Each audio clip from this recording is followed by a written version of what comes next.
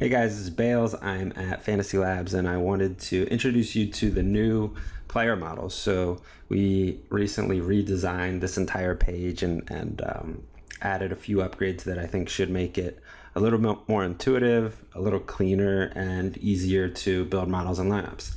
So we still have all of the core elements that were in the prior version of models. So we have the ability to build and backtest your own DFS models by weighting different factors according to how important you think they are, and then immediately backtesting, rating players, and ultimately building lineups.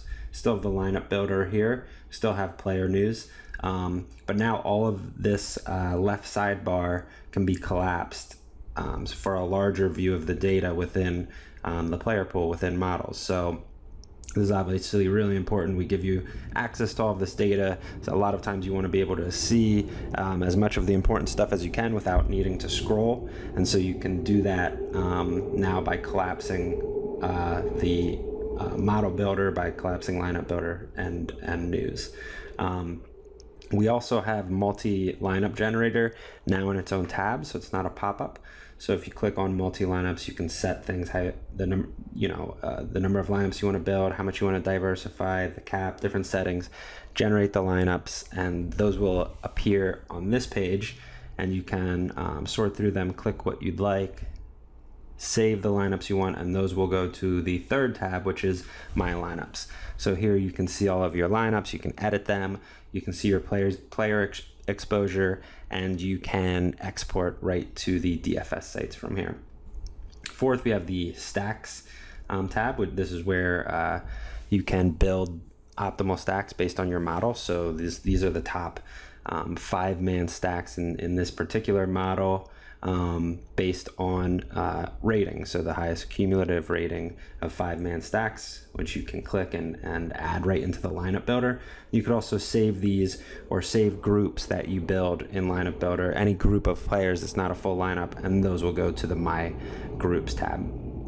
So those upgrades right there, I think, will just make it a lot easier to build lineups and view data. We also have added all of the filters over here. So if you want to add a filter for whatever stat it is, we can say strikeouts per 9, and we only want to look at pitchers who have at least 8 strikeouts per 9 innings. We can do that, and it will filter those players, and you can use the slider to view certain players that you'd like. Filter teams.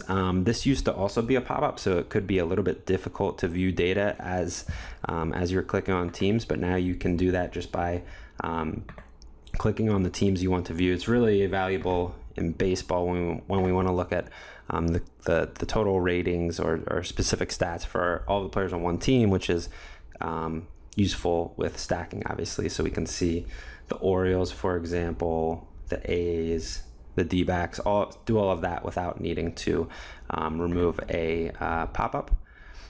And then we also have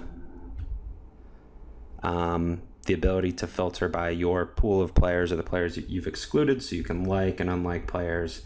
And if we want to see solely the excluded players, they'll show there, your pool of players, and then all players.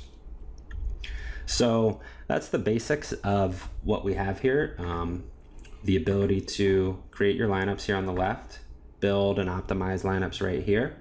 The latest news, all of the pro models are still up here, so you can select My Model or CSU Rams model or Sports Geek model or whatever you'd like, and use that as a default, or add that and adjust it based on things that you think.